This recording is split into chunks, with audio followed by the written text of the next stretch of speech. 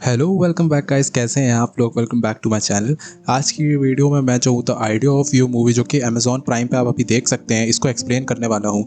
इस मूवी में N Hathaway और निकोलस गैलिडजीन है, जो कि एक ब्रिटिश एक्टर है। So let's start.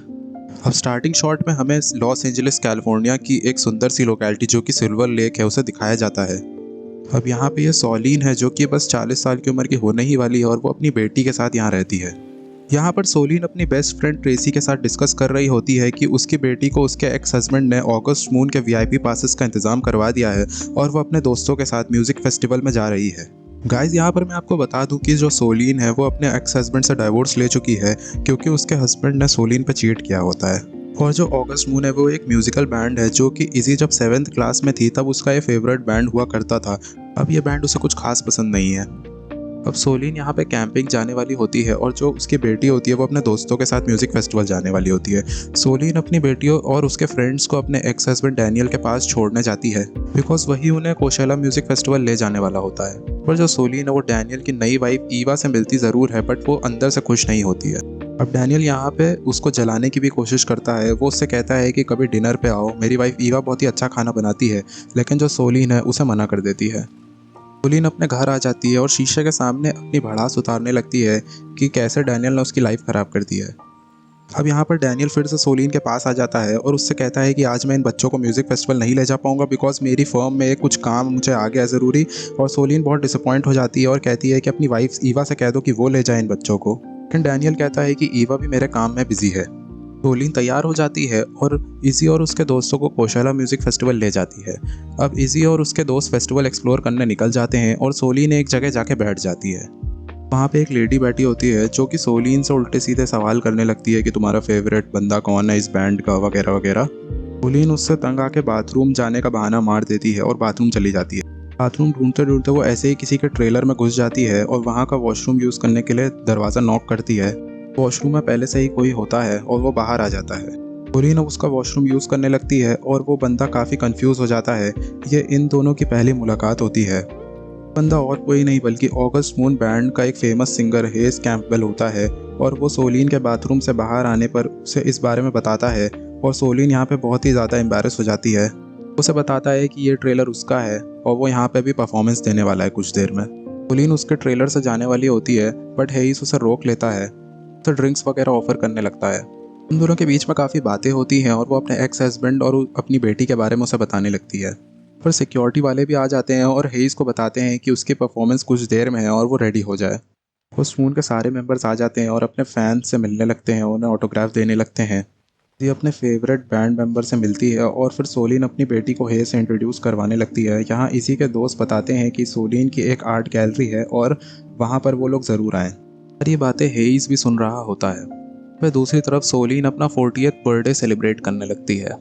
अब अगले दिन सोलिन अपनी आर्ट गैलरी में यहाँ पे कुछ काम कर रही होती है। उसकी एक एम्प्लॉय उसे बताती है कि यहाँ पे एक बहुत ही इंपॉर्टेंट पर्सन हमारी शॉप में आए हुए हैं और शॉप के बाहर बहुत भीड़ लग गई है, तो तुम जल्दी से आ जाओ ये सिचुएशन हैंडल करने। सोलिन जब जाके देखती है तो वहाँ पर हेइस मिलता है उसे, जो कि अपने घर के लिए कुछ सामान वगैरह खरीदने आया हुआ होता है। बट एक्चुअली में तो वो सोलिन से ही मिलने आया हुआ होता है। हेइस यहाँ पे दुकान की सारी चीज़ें खरीद लेता है। सोलिन हेइस को मीडिया वालों से छुपा के अपनी गाड़ी में जो है अपनी आर्ट गैलरी तक ले जाती है और वहाँ पे हेइस को अपने प्रोडक्ट्स दिखाती है। अब वो दोनों लोग एक दूसरे से काफ़ी बातचीत करने लगते हैं। सोलिन हेइस को अपने घर पर सैंडविच खाने को इनवाइट करती है। उन दोनों के बीच में काफ़ी बातें होती हैं और हेइस सोलिन की सैंडविच बनाने में काफ़ी मदद भी करता है। सोलिन अब यहाँ पे थोड़ी खुल जाती है हेइस के साथ और वो अपने हस्बैंड के करतूतों के बारे में उसे बताने लगती है। और जब वो दोनों लोग काफ़ी क्लोज आ जाते हैं तो सोलिन उससे कहती है कि ये जो सब हो रहा है वो सब ठीक नहीं है, मैं तुमसे काफ़ी बड़ी हूँ, मैं तुम्हारी माँ की उम्र की हूँ। बट हेइस कहता है कि ऐसा कुछ नहीं है। बट तब भी सोलिन उसे वापस भेज ही देती है। अब जाने से पहले हेइस अपनी महंगी घड़ी उसकी डेस्क पर रख देता है, जिससे फिर से वॉच के बहाने उनकी मुलाकात हो। बस कुछ ही सेकंड्स में इजी भी वहाँ आ जाती है। सोलिन उस पूरी घटना के बारे में अपनी बेटी को कुछ नहीं बताती है। अब आगे सोलिन की नज़र हेइस की वॉच पर पड़ जाती है। अगली रात इसी कैंप पर गई हुई होती है और सोलिन घर पर अकेली होती है। तभी उसके पास हेइस का मैसेज आता है कि वो उससे मिलना चाहता है। हेइस उसे अगले वीकेंड न्यूयॉर्क के एक होटल में इनवाइट करता है।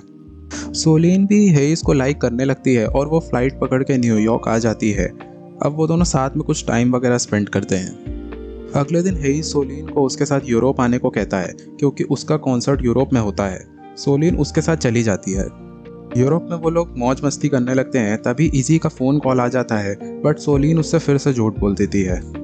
अभी इन दोनों ने अपनी रिलेशनशिप पब्लिक नहीं की होती है। ये दोनों पेरिस के एक रेस्टोरेंट में होते हैं और कोई चुपके से इनकी फ़ोटो खींच के वायरल कर देता है।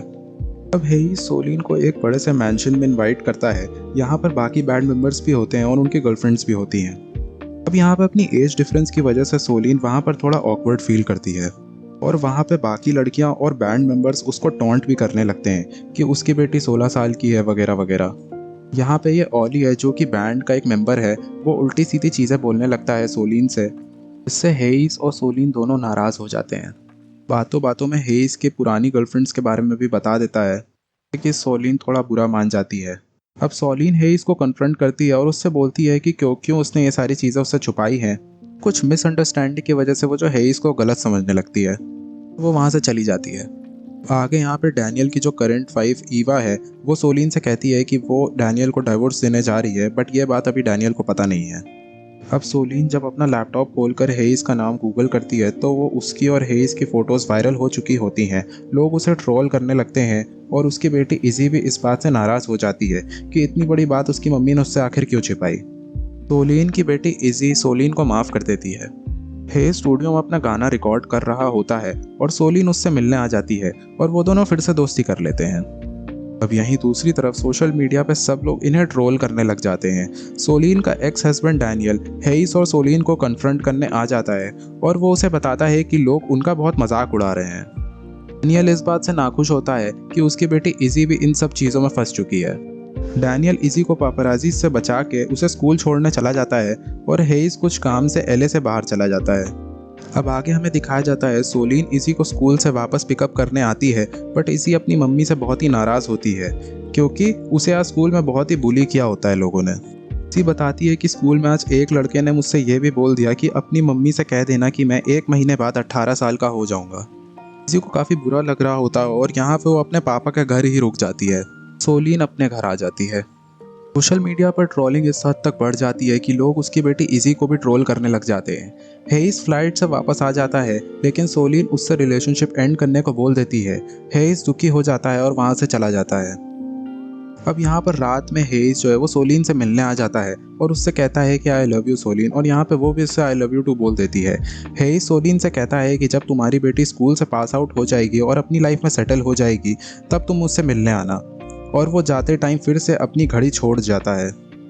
अब कुछ टाइम बाद हमें दिखाया जाता है कि जो इजी है वो अपनी लाइफ में सेटल हो चुकी होती है एंड करंटली वो शिकागो में होती है। वो अपनी मम्मी से वीडियो कॉल पर बात कर रही होती है। अब हेइस भी थोड़ा चेंज वगैरह हो चुका होता है, उसकी थोड़ी दाढ़ी वगैरह आ चुकी होती है और बहुत ही थका हुआ लग रहा होता है।